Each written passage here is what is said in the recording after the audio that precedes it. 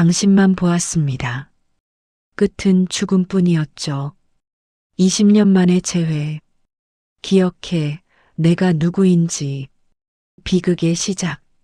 조선시대 정조 임금이 다스리던 시절의 이야기입니다.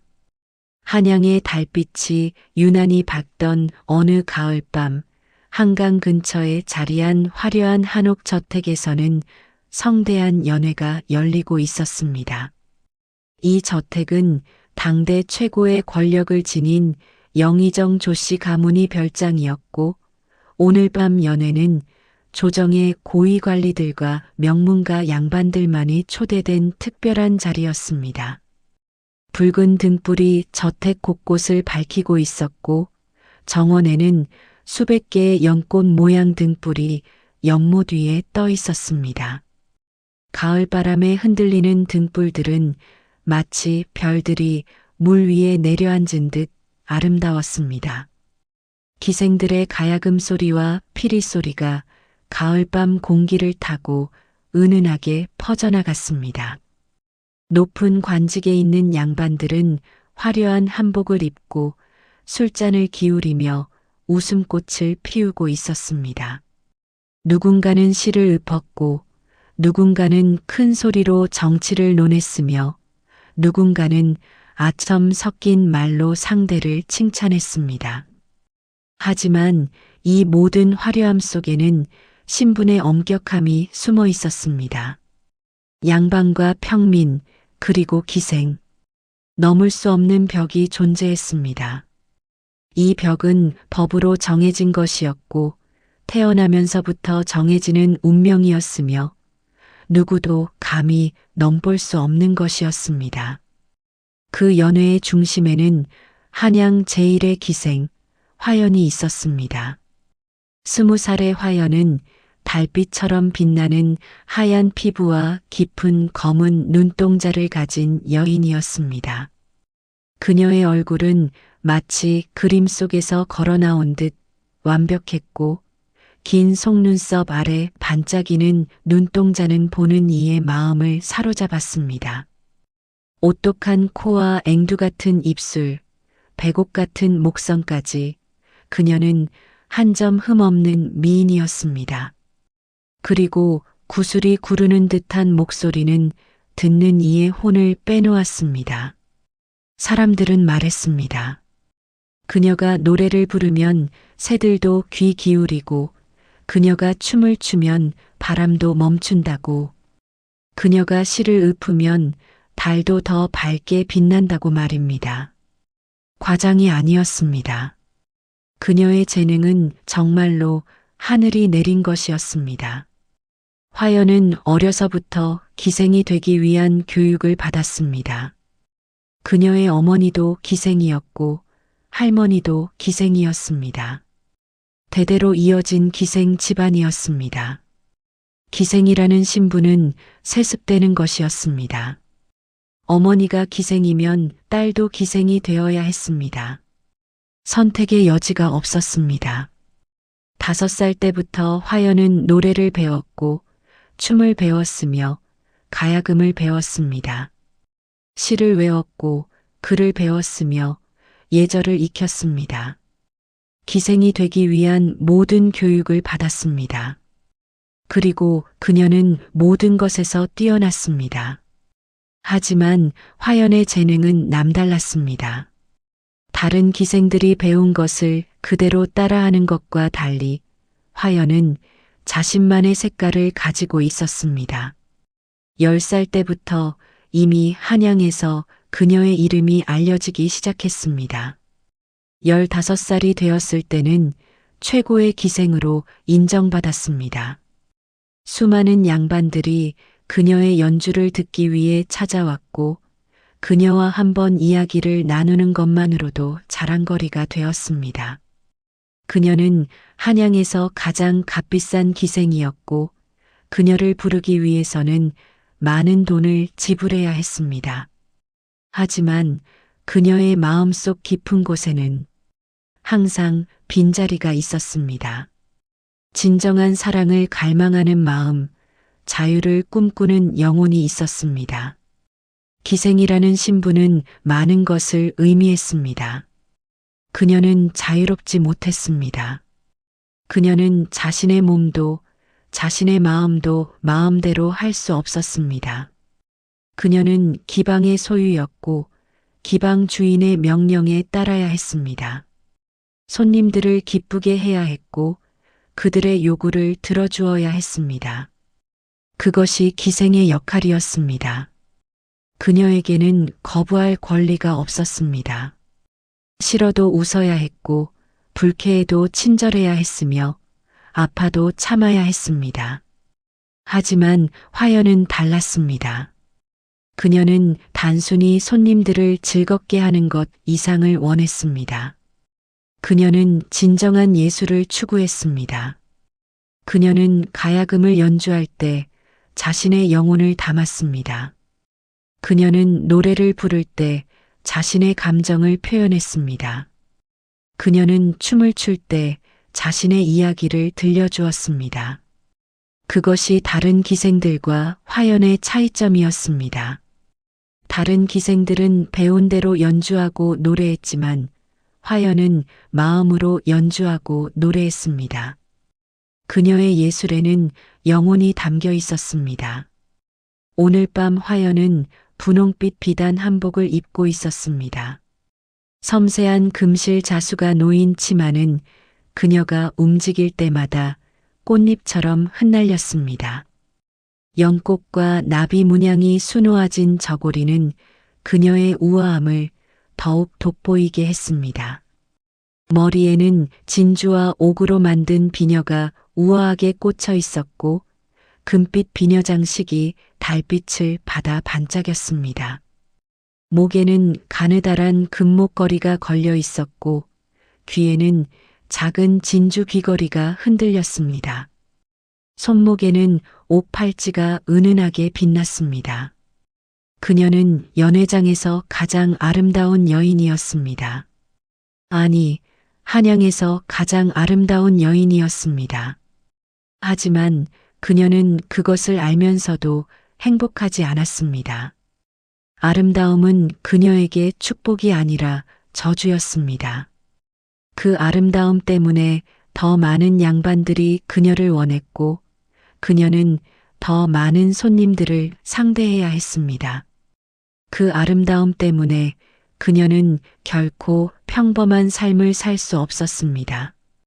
그녀는 항상 전시되어야 했고 항상 아름다워야 했으며 항상 완벽해야 했습니다. 그것은 큰 부담이었습니다. 드디어 화연의 연주 시간이 되었습니다.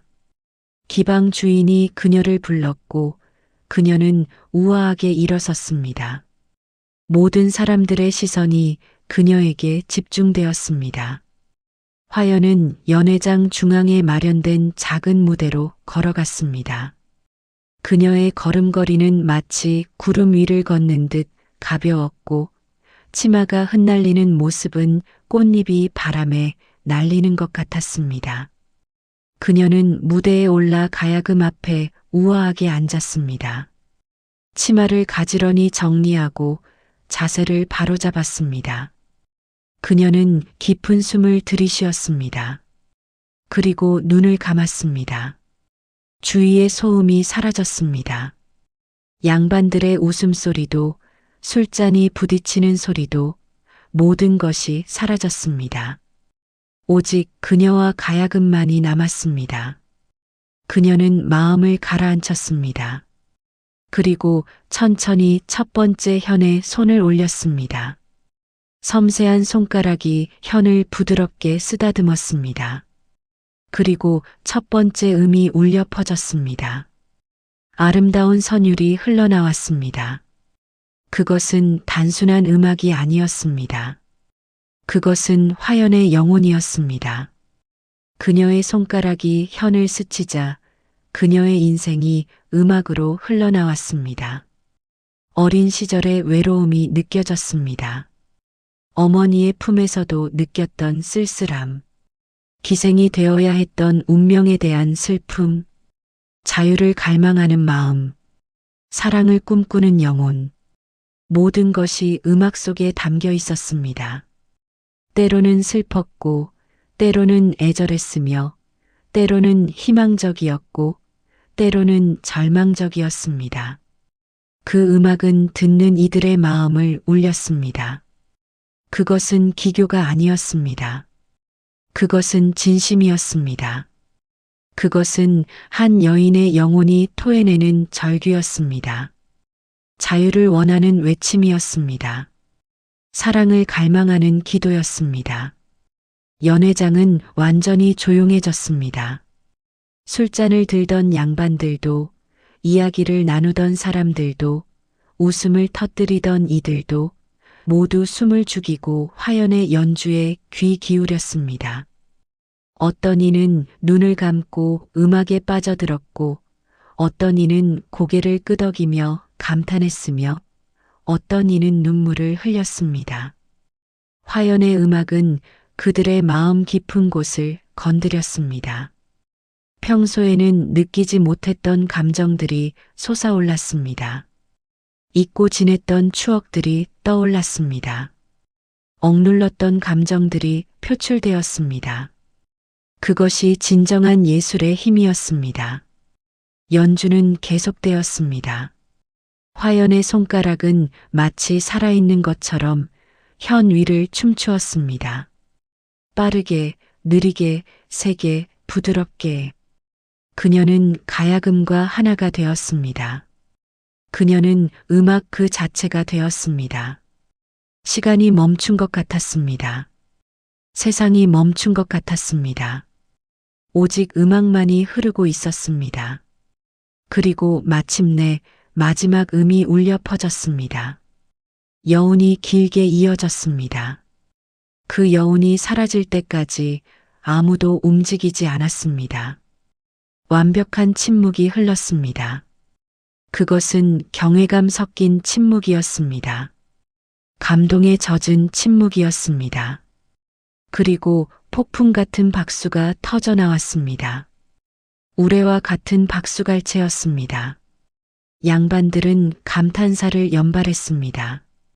훌륭하다, 대단하다, 천하일색이다, 귀신이 곡할 노릇이다. 온갖 칭찬이 쏟아졌습니다. 누군가는 눈물을 닦았고, 누군가는 감격에 겨워 말을 잇지 못했으며, 누군가는 자리에서 일어나 절을 했습니다. 화연은 공손히 절을 했습니다. 허리를 깊이 숙이고 예를 표했습니다. 하지만 그녀의 얼굴에는 진정한 기쁨이 없었습니다. 그녀는 이런 칭찬을 수없이 들어왔습니다. 하지만 그 칭찬들은 모두 겉핥기식이었습니다. 아무도 그녀의 음악을, 그녀의 영혼을 진정으로 이해하지 못했습니다. 그들은 그저 아름다운 음악을 들었을 뿐이었습니다. 그 안에 담긴 절규를, 외침을, 기도를 듣지 못했습니다. 하지만 그 순간 화연의 시선이 연회장 한쪽 구석에 머물렀습니다. 그곳에는 한 남자가 조용히 앉아 있었습니다. 그는 박수를 치지 않았습니다. 소리를 지르지도 않았습니다. 감탄사를 외치지도 않았습니다. 그저 조용히 화연을 바라보고 있었습니다. 하지만 그의 눈빛은 달랐습니다. 그의 눈빛에는 진정한 이해가 담겨 있었습니다. 그는 화연의 음악을 단순한 기교로 듣지 않았습니다. 그는 화연의 영혼을 들었습니다. 그는 그녀의 외침을 들었습니다. 그는 그녀의 기도를 들었습니다. 화연은 그것을 알 수 있었습니다. 그리고 그 순간 그녀의 가슴이 두근거렸습니다. 그 남자는 이진수였습니다. 25살의 진수는 명문가 이씨 가문의 장남이자 유일한 아들이었습니다. 그의 아버지 이정호는 한성부 판윤을 지낸 높은 관직의 인물이었습니다. 그의 조부는 영의정까지 오른 권력의 핵심이었습니다. 이씨 가문은 조선 팔도의 이름이 알려진 명문가였습니다. 대대로 높은 관직을 역임했고 왕실과도 인척 관계를 맺고 있었습니다. 진수는 그런 가문의 적장자였습니다. 가문의 모든 희망이 그에게 걸려 있었습니다. 그는 가문의 자랑이자 미래였습니다. 진수는 어려서부터 엄격한 교육을 받으며 자랐습니다. 서당에서 사서삼경을 배웠고 명문학자들에게 개인 교습을 받았습니다. 새벽 5시에 일어나 글을 읽었고 밤늦게까지 붓글씨를 연습했습니다. 그의 아버지는 진수가 과거 시험에 장원급제하기를 원했습니다. 그리고 높은 관직에 올라 가문의 명예를 더욱 빛내기를 바랐습니다. 진수는 아버지의 기대를 저버리지 않았습니다. 그는 뛰어난 학생이었습니다. 사서삼경을 완벽히 외웠고 글씨는 명필로 소문났으며 시문에도 재능이 있었습니다.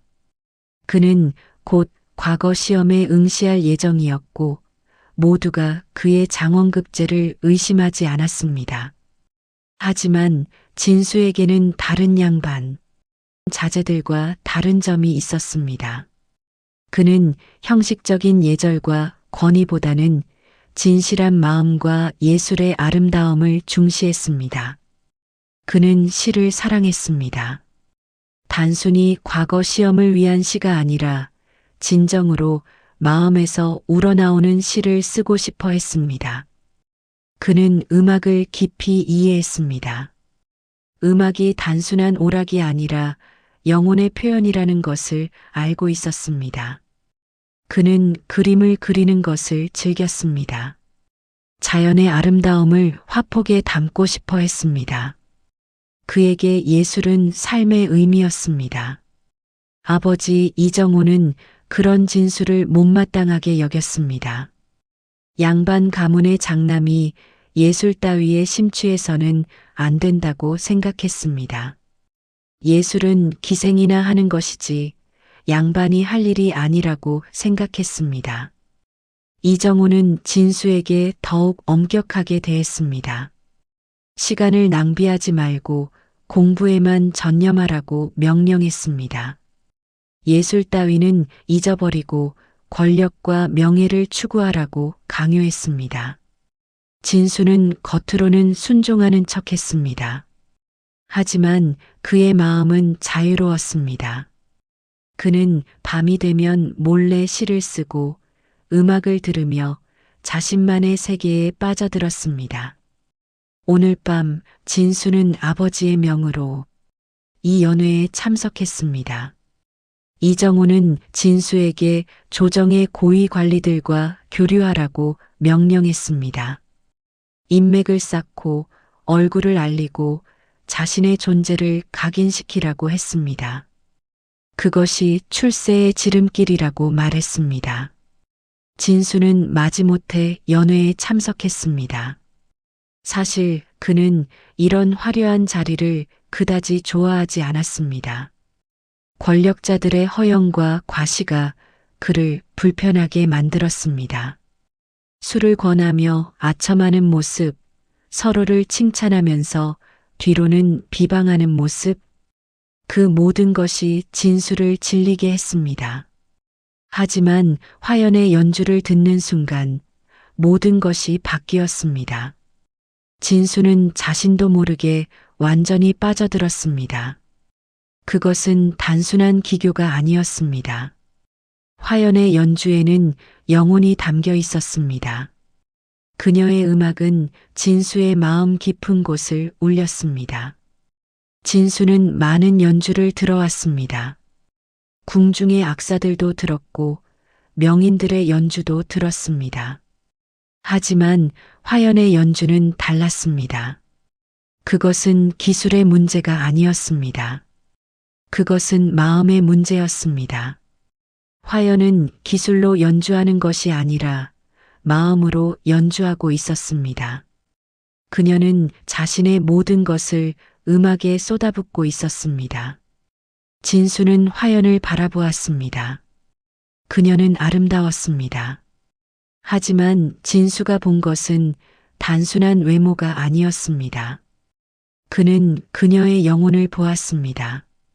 그녀의 눈빛에는 깊은 슬픔이 있었습니다. 외로움이 있었습니다. 그리고 동시에 희망이 있었습니다. 자유를 갈망하는 마음이 있었습니다. 진수는 그것을 알 수 있었습니다. 왜냐하면 그 자신도 같은 감정을 느끼고 있었기 때문입니다. 그도 자유롭지 못했습니다. 그도 가문의 기대와 신분의 굴레에 갇혀 있었습니다. 그도 진정한 자신으로 살 수 없었습니다. 연주가 끝나고 박수갈채가 쏟아졌습니다. 하지만 진수는 박수를 치지 않았습니다. 그는 그저 조용히 화연을 바라보았습니다. 그리고 그 순간 화연의 시선이 진수에게 머물렀습니다. 두 사람의 눈이 마주쳤습니다. 그 짧은 순간 세상이 멈춘 것 같았습니다. 연회장의 소음도 사람들의 웃음소리도 들리지 않았습니다. 오직 서로의 눈동자만이 보였습니다. 그 순간 두 사람은 알았습니다. 이것이 운명이라는 것을, 이것이 사랑의 시작이라는 것을, 영혼과 영혼이 서로를 알아본 것입니다. 연회가 계속되었습니다. 화연은 무대에서 내려와 손님들에게 술을 따르며 시중을 들었습니다. 이것이 기생의 역할이었습니다. 아무리 뛰어난 재능을 가지고 있어도 결국 그녀는 양반들을 모시는 기생일 뿐이었습니다. 그녀는 술잔을 들고 양반들 사이를 돌았습니다. 그들은 그녀에게 술을 권했고 농담을 던졌으며 때로는 불쾌한 말을 하기도 했습니다. 화연은 미소를 지으며 그들을 상대했습니다. 하지만 그것은 가면 같은 미소였습니다. 진짜 미소가 아니었습니다. 의무적인 미소였습니다. 하지만 오늘 밤 화연은 이상하게도 그 일이 더욱 힘들게 느껴졌습니다. 진수의 눈빛을 본 후 그녀는 자신의 신분이 얼마나 비참한 것인지 새삼 깨달았습니다. 그녀는 아무리 재능이 뛰어나도 아무리 아름다워도 결국 천한 기생일 뿐이었습니다. 양반들의 장난감이었습니다. 그들의 오락거리였습니다. 그녀에게는 자유가 없었고 선택권이 없었으며 미래도 없었습니다. 그것이 기생의 운명이었습니다. 그녀는 그 운명을 받아들이고 살아왔지만 오늘 밤만큼은 그것이 너무나 괴로웠습니다. 시간이 흘러 연회가 무르익을 무렵 진수는 조심스럽게 자리에서 일어났습니다. 그는 마치 무언가에 이끌리듯 정원 쪽으로 걸어갔습니다. 다른 사람들은 술에 취해 그의 움직임을 눈치채지 못했습니다. 진수는 연회장을 빠져나와 기방 뒤편의 작은 정원으로 향했습니다. 밤 공기가 차가웠습니다. 달빛이 연못을 비추고 있었고 가을 바람이 나뭇잎을 흔들고 있었습니다. 단풍잎이 바람에 날려 떨어지고 있었습니다. 진수는 깊은 숨을 들이쉬었습니다. 화연의 음악이 아직도 귓가에 맴돌았습니다. 그녀의 얼굴이 눈앞에 아른거렸습니다. 그는 그녀를 다시 보고 싶었습니다. 그녀와 이야기를 나누고 싶었습니다.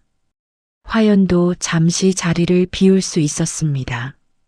다른 기생들이 손님들을 돌보는 사이 그녀는 조용히 정원으로 나왔습니다. 그녀도 왜인지 모르게 정원으로 가고 싶었습니다. 마치 누군가 그녀를 부르는 것 같았습니다.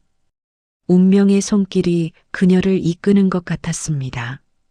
그녀는 연못가에 서서 물에 비친 달을 바라보았습니다. 마음이 복잡했습니다. 진수의 눈빛이 계속 떠올랐습니다. 그것은 그녀가 평생 갈망했던 눈빛이었습니다. 진심과 존중이 담긴 눈빛, 이해와 공감이 담긴 눈빛. 그녀는 그 눈빛을 잊을 수 없었습니다. 그때 뒤에서 발소리가 들렸습니다. 화연은 돌아보지 않았습니다. 하지만 그녀는 알고 있었습니다. 그것이 누구인지. 그녀의 심장이 빠르게 뛰기 시작했습니다. 숨이 가빠졌습니다. 손에 땀이 났습니다. 진수가 천천히 다가왔습니다. 그는 화연의 옆에 섰습니다. 둘 다 말이 없었습니다. 그저 조용히 달빛을 바라보았습니다. 침묵이 흘렀지만 불편하지 않았습니다. 오히려 편안했습니다. 마치 오래전부터 알고 지낸 사이처럼 느껴졌습니다. 말이 필요 없었습니다. 그저 함께 있다는 것만으로도 충분했습니다. 마침내 진수가 입을 열었습니다. 그의 목소리는 부드러웠고 떨리고 있었습니다. 당신의 연주는 정말 말로 표현할 수 없을 정도로 아름다웠습니다. 진수가 말했습니다. 마치 하늘의 음악을 듣는 것 같았습니다. 아니, 천상의 음악보다 더 아름다웠습니다. 당신의 음악에는 영혼이 담겨 있었습니다. 단순한 기교가 아니라 진심이 느껴졌습니다. 슬픔이 느껴졌고 외로움이 느껴졌으며 동시에 희망도 느껴졌습니다. 저는 오늘 처음으로 진정한 예술이 무엇인지 알게 된 것 같습니다. 당신은 단순히 연주한 것이 아니라 당신의 영혼을 보여준 것입니다. 화연은 천천히 진수를 향해 돌아섰습니다.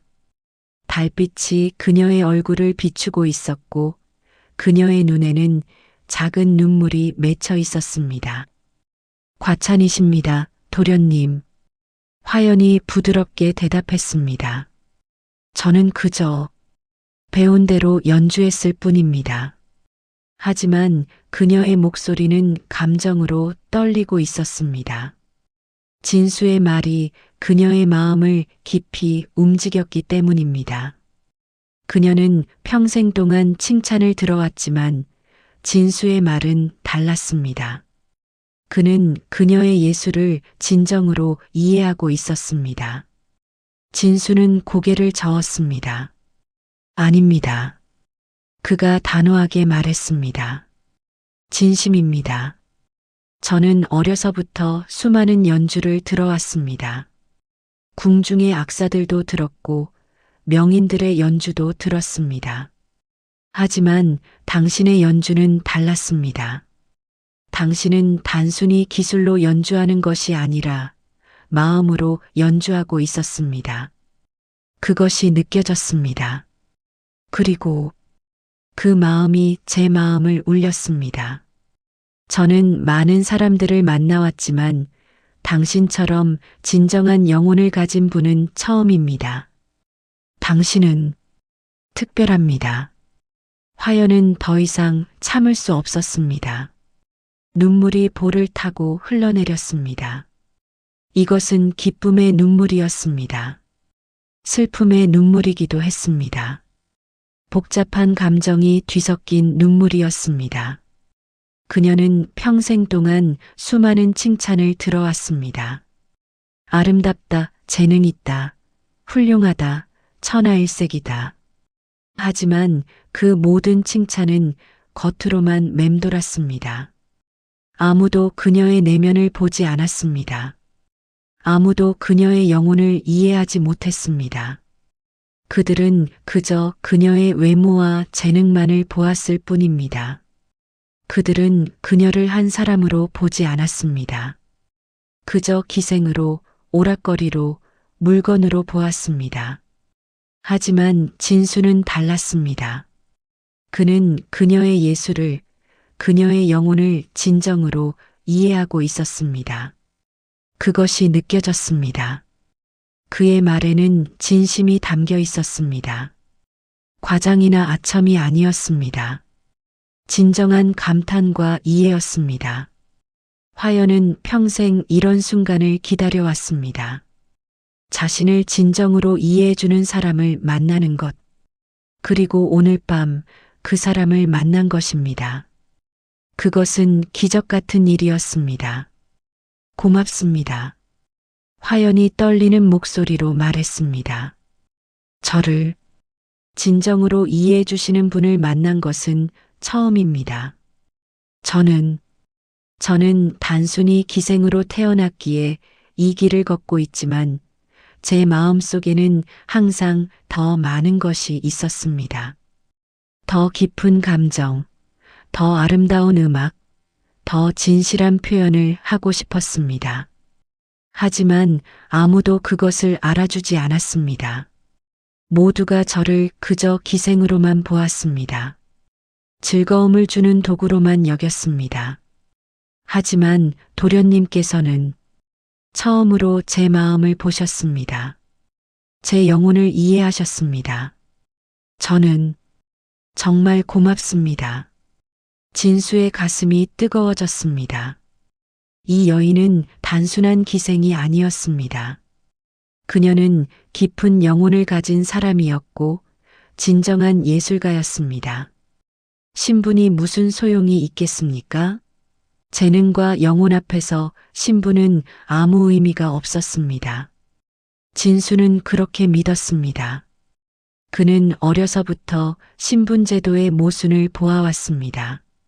재능 없는 양반들이 높은 자리에 있고 재능 있는 평민들이 천대받는 모습을, 그것은 잘못된 것이었습니다. 하지만 그 누구도 그것을 바꿀 수 없었습니다. 신분은 법이었고 법은 절대적이었습니다. 다시 진수가 조심스럽게 물었습니다. 당신의 연주를 들을 수 있을까요? 저는 당신의 음악을 더 듣고 싶습니다. 당신과 더 이야기를 나누고 싶습니다. 당신의 예술을, 당신의 생각을, 당신의 꿈을 알고 싶습니다. 만약 괜찮으시다면 말입니다. 저는 당신에게 불편을 끼치고 싶지 않습니다. 화연은 잠시 망설였습니다. 이것이 옳은 일일까요? 양반 도련님과 기생이 이렇게 깊은 이야기를 나누는 것이? 하지만 그녀의 마음은 이미 결정을 내렸습니다. 그녀는 진수를 만나고 싶었습니다. 그와 이야기를 나누고 싶었습니다. 자신을 이해해주는 사람과 시간을 보내고 싶었습니다. 그것이 잘못된 일이라 하더라도 그녀는 이 기회를 놓치고 싶지 않았습니다. 평생 동안 이런 기회는 다시 오지 않을 것 같았습니다. 네. 화연이 부드럽게 고개를 끄덕이며 대답했습니다. 언제든지 오십시오. 저는 도련님을 기다리겠습니다. 그 순간 두 사람의 눈이 다시 마주쳤습니다. 달빛 아래서 두 영혼이 서로를 인식했습니다. 그들은 알 수 있었습니다. 이것이 운명이라는 것을, 이것이 사랑의 시작이라는 것을, 그리고 이것이 그들의 인생을 완전히 바꿀 것이라는 것을. 하지만 그들은 아직 몰랐습니다. 이 사랑이 얼마나 큰 고통을 가져올지, 이 사랑이 얼마나 큰 비극으로 끝날지. 그날 밤 두 사람은 오랫동안 정원에서 이야기를 나누었습니다. 음악에 대해, 시에 대해, 삶에 대해, 꿈에 대해. 시간 가는 줄 몰랐습니다. 달이 서쪽으로 기울고 새벽이 다가올 무렵에야 그들은 헤어졌습니다. 하지만 두 사람 모두 알고 있었습니다. 이것이 끝이 아니라 시작이라는 것을. 그리고 이 시작은 그들의 운명을 완전히 바꿀 것이라는 것을. 사랑의 씨앗이 뿌려진 것입니다. 그리고 그 씨앗은 곧 자라나 아름다운 꽃을 피울 것입니다. 하지만 동시에 그 꽃은 가시를 품고 있었습니다. 그들을 찔러 피 흘리게 할 가시를. 그날 이후 진수는 매일 밤 화연이 있는 기방을 찾았습니다. 처음 며칠은 다른 양반들과 함께 방문했습니다. 명분을 만들어야 했기 때문입니다. 하지만 점점 그는 혼자 찾아오기 시작했습니다. 다른 사람들의 시선 따위는 더 이상 중요하지 않았습니다. 그는 화연을 만나고 싶었고, 그녀와 이야기를 나누고 싶었고, 그녀의 음악을 듣고 싶었습니다. 그것만이 중요했습니다. 화연도 진수를 기다렸습니다. 다른 손님들을 상대할 때도 그녀의 마음은 항상 대문 쪽을 향해 있었습니다. 진수가 올까? 오늘도 올까? 그런 생각으로 하루를 보냈습니다. 그리고 진수가 나타나면 그녀의 얼굴에는 환한 미소가 피어났습니다. 그것은 진심 어린 미소였고, 다른 손님들을 대할 때에 가면 같은 미소와는 완전히 달랐습니다. 다른 기생들도 화연의 변화를 눈치챘지만 아무 말도 하지 않았습니다. 누구나 사랑을 꿈꾸지만 기생에게 사랑은 허락되지 않는 것이었습니다. 두 사람은 기방의 작은 방에서 시간을 보냈습니다. 화연은 진수를 위해 연주했고, 진수는 그녀를 위해 시를 읊었습니다.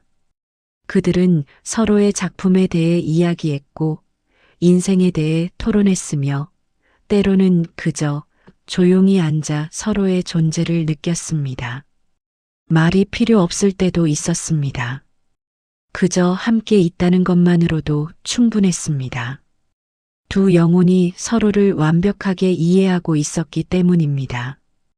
그들 사이에는 특별한 연결이 있었습니다. 한 달이 지났습니다.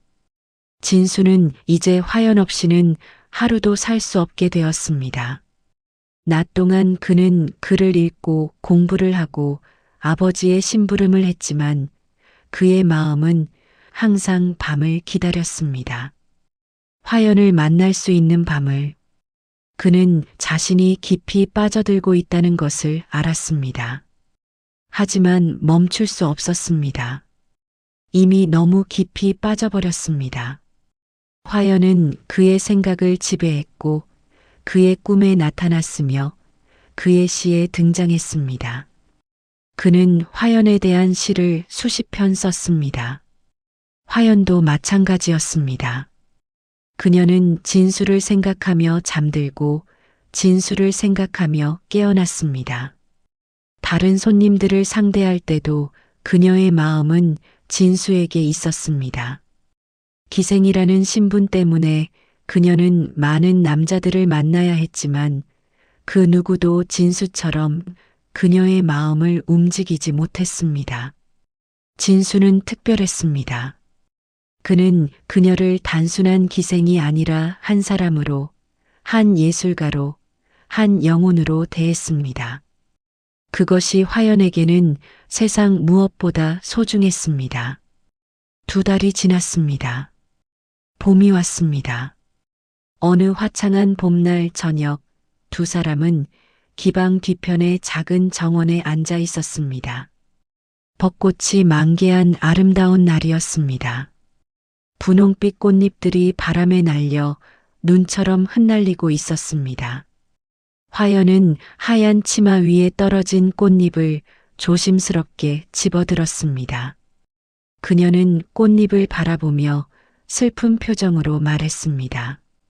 꽃은 아름답지만 짧은 생명을 가지고 있어요. 우리의 이 순간도 꽃처럼 짧은 것은 아닐까요? 진수는 화연을 바라보았습니다. 그녀는 너무나 아름다웠습니다. 벚꽃보다 더 아름다웠습니다. 하지만 그녀의 얼굴에는 슬픔이 어려 있었습니다. 불안이 느껴졌습니다. 진수는 더 이상 참을 수 없었습니다. 그는 조심스럽게 화연의 손을 잡았습니다. 화연의 손은 작고 부드러웠습니다. 가야금을 연주하느라 굳은 살이 박힌 손가락이 느껴졌습니다. 진수는 그 손을 소중히 감쌌습니다. 마치 깨지기 쉬운 보물을 다루듯이 화연은 놀라서 진수를 바라보았습니다. 진수의 눈에는 진지함이 가득했습니다. 그의 눈빛은 결연했고 동시에 부드러웠습니다. 사랑으로 가득했습니다. 진수가 떨리는 목소리로 말했습니다. 화연, 나는 당신을 사랑합니다. 이것이 사랑인지 처음에는 확신할 수 없었지만 이제는 확실합니다. 당신이 없으면 나는 숨을 쉴 수 없습니다. 당신이 없으면 세상이 의미가 없습니다. 나는 당신을 사랑합니다. 진심으로 온 마음을 다해서 영혼을 다해서 화연의 눈에 눈물이 고였습니다. 그녀는 이 순간을 꿈꿔왔습니다. 누군가 자신을 진정으로 사랑한다고 말해주는 것. 하지만 동시에 두려워했습니다. 사랑은 아름답지만 기생에게 사랑은 언제나 고통을 동반했습니다. 그녀는 많은 기생들의 비극을 보아왔습니다. 양반과 사랑에 빠졌다가 버림받고 비참하게 끝난 이야기들을. 그런 이야기는 너무나 많았습니다. 기생과 양반의 사랑은 이루어질 수 없었습니다. 신분의 벽이 너무 높고 두꺼웠기 때문입니다. 그녀는 떨리는 목소리로 대답했습니다. 도련님, 저는 기생입니다. 그녀가 눈물을 흘리며 말했습니다. 저는 자유롭지 못합니다. 저는 제 몸도 제 마음도 마음대로 할 수 없는 신분입니다. 저는 기방에 속해 있고 기방 주인의 명령에 따라야 합니다. 저희의 사랑은 이루어질 수 없습니다. 도련님은 양반가의 장남이시고 저는 천한 기생일 뿐입니다. 이 사랑은 불가능합니다. 신분의 벽은 너무 높고 두껍습니다. 우리는 태어날 때부터 다른 세계에 속한 사람들입니다. 진수는 화연의 두 손을 더 꽉 잡았습니다. 그의 눈빛은 단호했습니다. 신분 따위는 중요하지 않습니다. 그가 힘주어 말했습니다. 당신은 나의 영혼의 반쪽입니다. 당신과 나는 운명으로 묶여 있습니다. 나는 당신과 함께하고 싶습니다. 평생을. 나는 방법을 찾겠습니다. 가문을 설득하겠습니다. 반드시 당신을 정식으로 맞이하겠습니다. 시간이 걸리더라도 어려움이 있더라도 나는 포기하지 않겠습니다. 당신을 포기할 수는 없습니다. 화연은 고개를 저었습니다. 눈물이 계속 흘러내렸습니다. 도련님, 그것은 불가능합니다. 그녀가 슬프게 말했습니다. 양반가에서 기생을 아내로 맞이한 일은 없습니다. 첩으로라도 드리는 것조차 드문 일입니다. 도련님의 가문은 명문가입니다. 대대로 높은 관직을 역임한 집안입니다. 절대 허락하지 않을 것입니다. 그리고 저는 도련님께 짐이 되고 싶지 않습니다. 도련님의 앞날에 방해가 되고 싶지 않습니다. 도련님은 과거에 급제하여 높은 관직에 오르실 분입니다. 저 때문에 그 모든 것을 잃게 할 수는 없습니다. 진수는 화연의 얼굴을 두 손으로 부드럽게 감쌌습니다. 당신은 짐이 아닙니다. 그가 단호하게 말했습니다. 당신은 내 삶의 의미입니다. 나는 당신 없이는 살 수 없습니다. 가문이 뭐가 중요합니까? 명예가 뭐가 중요합니까? 관직이 뭐가 중요합니까? 당신이 없다면 그 모든 것이 무슨 소용입니까? 나는 당신을 선택하겠습니다. 무슨 일이 있어도, 하늘이 무너지더라도 당신이 나의 선택입니다. 화연은 더 이상 참을 수 없었습니다. 그녀도 울먹이며 대답했습니다. 저도 도련님을 사랑합니다. 처음 배웠을 때부터, 아니, 어쩌면 전생부터 도련님을 사랑했는지도 모릅니다. 도련님이 없으면 저도 살 수 없습니다. 하지만 두렵습니다. 이 사랑이 우리 둘을 파괴할까봐 두렵습니다. 이 사랑이 비극으로 끝날까봐 두렵습니다. 저는 도련님이 고통받는 것을 보고 싶지 않습니다. 진수가 화연을 꽉 껴안았습니다. 두려워하지 마십시오. 그가 화연의 귀에 속삭였습니다. 내가 지켜드리겠습니다. 무슨 일이 있어도 당신을 지키겠습니다. 아무도 우리를 갈라놓지 못할 것입니다. 나는 약속합니다. 당신과 나는 영원히 함께할 것입니다. 이 생이 끝나도 다음 생에서도 영원히 나는 당신을 버리지 않겠습니다. 절대로. 그날 밤 두 사람은 처음으로 서로를 완전히 받아들였습니다. 달빛이 방안을 비추는 가운데 화연과 진수는 하나가 되었습니다. 그것은 단순한 육체의 결합이 아니었습니다. 그것은 영혼의 결합이었습니다. 두 사람은 서로에게 영원한 사랑을 맹세했습니다. 생이 다하는 날까지, 아니 다음 생에서도 영원히 함께할 것을 맹세했습니다. 그들의 사랑은 신성했고 순수했으며 진실했습니다. 그 순간만큼은 세상의 모든 것이 사라졌습니다. 오직 그들 둘만이 존재했습니다. 새벽이 밝아올 때까지 두 사람은 서로를 껴안고 있었습니다. 화연은 진수의 품에서 처음으로 진정한 안정을 느꼈습니다. 평생 동안 그녀는 기생으로 살면서 수많은 남자들을 만났지만 단 한 번도 이런 감정을 느낀 적이 없었습니다. 진수는 달랐습니다. 그는 그녀를 진정으로 사랑했고 그녀를 한 사람으로 존중했습니다. 그녀는 그의 품에서 비로소 자신이 한 명의 인간이라는 것을 느낄 수 있었습니다. 사랑받을 자격이 있는 인간. 진수도 화연의 품에서 처음으로 진정한 사랑을 느꼈습니다. 그는 어려서부터 많은 것을 가지고 있었습니다. 부, 권력, 명예. 하지만 진정한 사랑은 없었습니다. 아버지는 엄격했고 어머니는 일찍 돌아가셨으며 주변 사람들은 모두 그의 신분 때문에 그를 대했습니다.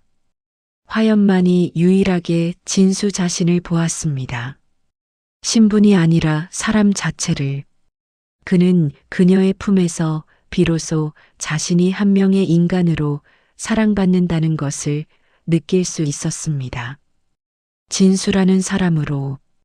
그날 이후 두 사람의 사랑은 더욱 깊어졌습니다. 진수는 거의 매일 밤 화연을 만났고 화연은 진수를 위해 다른 모든 손님을 거절했습니다. 기방의 주인은 처음에는 불만스러워했습니다. 화연은 기방의 최고 수입원이었기 때문입니다. 하지만 진수가 많은 돈을 지불하자 주인은 입을 다물었습니다. 돈으로 살 수 있는 것이라면 문제가 되지 않았습니다. 주인에게는 사랑 따위보다 돈이 훨씬 더 중요했습니다. 몇 달이 흐르는 동안 두 사람의 사랑은 더욱 단단해졌습니다. 그들은 서로에게 모든 것을 털어놓았습니다. 진수는 화연에게 자신의 꿈을 이야기했습니다. 그는 단순히 과거에 급제하여 관직에 오르는 것만을 원하지 않았습니다. 그는 백성들을 위한 정치를 하고 싶었고 불합리한 신분제도를 개혁하고 싶었으며 모든 사람이 평등한 세상을 만들고 싶었습니다. 그것은 위험한 생각이었습니다. 그런 생각을 가진 양반은 드물었고 그것을 입 밖에 내는 것은 더욱 위험했습니다. 하지만 진수는 진심이었습니다. 화연은 그런 진수를 보며 더욱 깊은 사랑에 빠졌습니다. 대부분의 양반들은 자신의 기득권을 지키는 데에만 관심이 있었습니다. 하지만 진수는 달랐습니다. 그는 진정으로 세상을 바꾸고 싶어 했습니다. 그는 정의로웠고 공정했으며 모든 사람을 평등하게 대했습니다. 화연은 진수에게 자신의 꿈도 이야기했습니다. 그녀는 단순히 기생으로 살다가 늙어가는 것을 원하지 않았습니다. 그녀는 자유롭게 살고 싶었고 자신의 예술을 마음껏 펼치고 싶었으며 사랑하는 사람과 평범하게 살고 싶었습니다. 평범한 삶, 그것이 그녀의 꿈이었습니다. 어느 여름날 밤 진수는 화연에게 진지한 약속을 했습니다. 두 사람은 정원의 작은 정자에 앉아 있었습니다. 여름밤이었고 반딧불이들이 주위를 날아다니고 있었습니다. 진수는 화연의 손을 잡고 진지하게 말했습니다. 화연, 내가 가문을 설득하겠소. 시간이 걸리더라도 반드시 아버지를 설득하겠소. 그리고 당신을 정식으로 맞이하겠소. 우리는 함께 살 것이오. 떳떳하게 누구의 눈치도 보지 않고 조금만 기다려 주시오. 조금만 더 나를 믿어 주시오. 화연은 진수의 말을 믿었습니다. 그녀는 진수의 진심을 의심하지 않았습니다. 비록 앞길이 험난하더라도 진수와 함께라면 이겨낼 수 있을 것 같았습니다. 그녀는 매일 밤 기도했습니다. 자신들의 사랑이 이루어지기를, 신분의 벽을 넘을 수 있기를, 진수와 함께 행복하게 살 수 있기를. 그녀는 희망을 품었습니다. 처음으로 미래를 꿈꾸었습니다. 진수와 함께하는 미래를, 아이들과 함께 평범하게 사는 미래를. 그것이 그녀의 간절한 소망이었습니다. 하지만 그들은 몰랐습니다.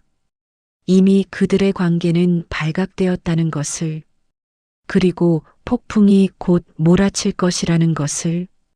어느 날 진수의 아버지 이정호가 신복을 통해 진수의 행적을 조사했습니다. 그리고 알게 되었습니다. 아들이 매일 밤 기생을 만나고 있다는 것을, 그것도 화연이라는 유명한 기생을. 이정호의 얼굴은 분노로 붉게 물들었습니다.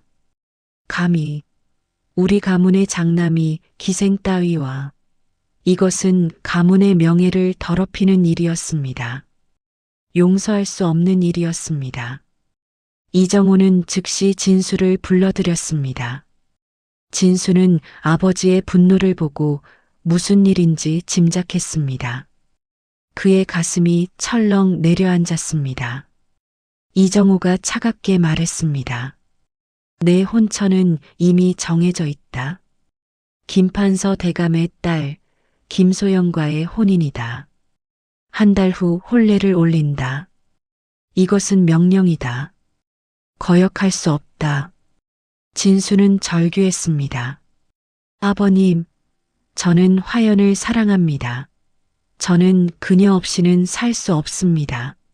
하지만 이정호는 냉혹했습니다. 사랑? 가문의 명예 앞에서 감히 사랑을 말하느냐? 내가 양반가의 장남이라는 것을 잊었느냐? 진수는 무릎을 꿇고 애원했습니다. 아버님, 제발. 하지만 이정호는 돌아서며 마지막 경고를 했습니다. 오늘부로 그 기생과의 관계를 끊어라. 만약 거역한다면. 그는 잠시 멈추었다가 차갑게 말했습니다. 그 여자를 노비로 팔아버리겠다. 아니, 그보다 더한 일을 당하게 하겠다. 그것이 내가 원하는 것이냐? 진수는 절망했습니다. 아버지의 위협은 결코 빈말이 아니었습니다. 이 가문은 권력이 있었고 그 권력은 한 기생의 목숨쯤은 쉽게 짓밟을 수 있었습니다. 진수는 밤새 고민했습니다. 화연을 지키기 위해서는 그녀를 떠나야 했습니다. 그것만이 그녀를 살리는 길이었습니다. 진수의 마음은 찢어지는 것 같았습니다. 하지만 다른 방법이 없었습니다. 그는 화연을 지켜야 했습니다. 그것이 진정한 사랑이었습니다. 다음 날 진수는 무거운 발걸음으로 화연을 만나러 갔습니다. 그의 얼굴에는 더 이상 사랑이 아닌 냉담함이 서려 있었습니다. 화연은 불안한 마음으로 그를 맞이했습니다. 도련님, 무슨 일이신가요? 진수는 감정 없는 목소리로 말했습니다. 오늘로 당신과의 관계를 끝내러 왔소. 화연의 얼굴에서 핏기가 사라졌습니다. 무슨 말씀이세요? 그동안 즐거웠소. 하지만 이제 나는 혼인해야 하오. 양반가의 규수와 화연이 다급하게 진수에게 다가갔습니다. 저희의 약속은요? 도련님은 저를 정식으로 맞이하신다고. 그것은 진수는 고개를 돌렸습니다. 그저 순간의 감정이었소. 당신도 알지 않소? 기생과 양반의 사랑 따위는 불가능하다는 것을. 화연은 무너졌습니다. 무릎을 꿇고 울부짖었습니다. 거짓말이에요. 제발 저를 버리지 마세요. 하지만 진수는 돌아보지 않았습니다. 그가 떠나고 화연은 혼자 남았습니다. 그녀의 심장은 산산조각 났습니다. 며칠 후 화연은 더 큰 충격을 받았습니다. 자신이 진수의 아이를 임신했다는 사실을 알게 된 것입니다. 그녀는 희망을 품고 진수를 찾아갔습니다. 도련님, 저희 아이가 생겼어요. 하지만 진수는 대문 밖에서 그녀를 만났습니다. 그의 얼굴은 차갑기만 했습니다. 거짓말 말아요. 설령 사실이라 해도 그것이 내 아이라는 보장이 있어? 기생이라면. 화연은 믿을 수 없다는 듯 그를 바라보았습니다. 도련님, 저는 오직 도련님만을. 화연의 목소리는 떨렸습니다. 하지만 진수는 냉정하게 말했습니다. 다시는 나를 찾아오지 마시오. 내일은 나의 혼례일이오. 이것으로 영원히 끝이오. 그리고 그는 돌아섰습니다. 화연은 절망의 나락으로 떨어졌습니다. 사랑했던 남자에게 버림받고 아이까지 부정당했습니다. 그날 밤 화연은 한강으로 향했습니다. 차가운 가을바람이 그녀의 머리카락을 흩날렸습니다. 강물은 검고 깊었습니다. 그녀는 마지막으로 하늘을 올려다보았습니다. 다음 생에는 제발 행복하게 해주세요. 화연은 천천히 강물 속으로 걸어 들어갔습니다. 차가운 물이 그녀의 몸을 감쌌습니다. 그녀의 마지막 생각은 진수였습니다. 그리고 뱃속의 아이였습니다. 미안해. 우리 아가. 물속으로 가라앉으며 화연의 의식은 점점 흐려졌습니다. 다음 날 아침 한강에서 화연의 시신이 발견되었습니다. 그녀의 아름다운 얼굴은 창백했지만 평화로워 보였습니다. 하지만 그녀의 원한은 사라지지 않았습니다. 그 원한은 시간을 넘어 언젠가 반드시 갚아질 저주가 되었습니다. 화연의 영혼은 떠돌았습니다. 복수를 꿈꾸며 20년을 기다리며 20년이 흘렀습니다. 이진수는 이제 45의 중년 남자가 되었습니다. 그는 아내 김소영과의 사이에서 아들 이민호를 두었습니다. 겉으로는 완벽한 가정이었지만 진수의 마음 한구석에는 항상 화연에 대한 죄책감이 자리 잡고 있었습니다. 그는 화연의 죽음을 알았을 때 죽고 싶었습니다. 하지만 살아야 했습니다. 죄책감을 짊어지고 어느 날 이민호가 혼인할 나이가 되었습니다. 집안에서는 명문가 서씨 가문의 딸 서연과의 혼담을 진행했습니다. 중매를 통해 서연의 초상화를 본 진수는 순간 숨이 멎는 듯 했습니다. 이럴 수가. 초상화 속 여인은 화연과 너무나 닮아 있었습니다. 진수는 불안했습니다. 하지만 그것은 단순한 우연이라고, 닮은 사람일 뿐이라고 스스로를 설득했습니다. 혼례가 진행되었습니다. 혼례날 신부가 도착했을 때 진수는 다시 한번 충격을 받았습니다. 서연은 초상화보다 훨씬 더 화연을 닮아 있었습니다. 서연은 20살의 아름다운 여인이었습니다. 양반가의 규수답게 우아하고 교양 있었습니다. 하지만 진수만이 느낄 수 있었습니다. 그녀의 눈빛 속 깊은 곳에 서려 있는 어둠을. 서연은 이씨 가문의 며느리가 되었습니다. 그녀는 완벽한 며느리였습니다. 시부모를 공손히 모시고 집안 살림을 훌륭히 꾸렸습니다. 모든 사람들이 그녀를 칭찬했습니다. 하지만 그것은 모두 가면이었습니다. 밤이 되면 서연은 혼자 있는 방에서 거울을 바라보며 속삭였습니다. 진수, 당신을 기억하십니까? 20년 전 한강에 버린 그 여자를. 나는 화연입니다. 돌아왔습니다. 복수하러. 서연 안이 환생한 화연은 치밀하게 복수를 계획했습니다. 그녀는 먼저 이민호의 마음을 완전히 사로잡았습니다. 남편에게 완벽한 아내가 되었습니다. 민호는 그녀를 깊이 사랑하게 되었습니다.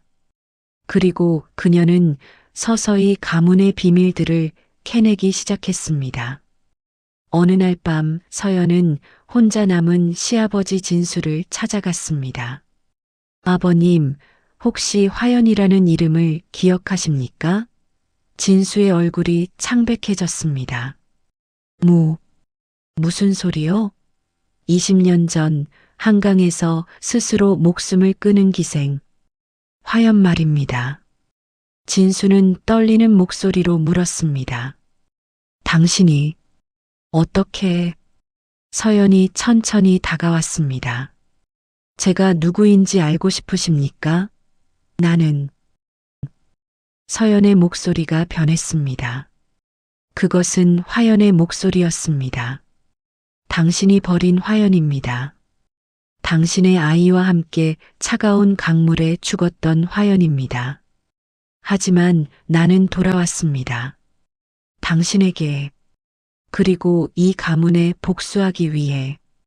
진수는 무릎을 꿇었습니다. 미안하오. 정말 미안하오.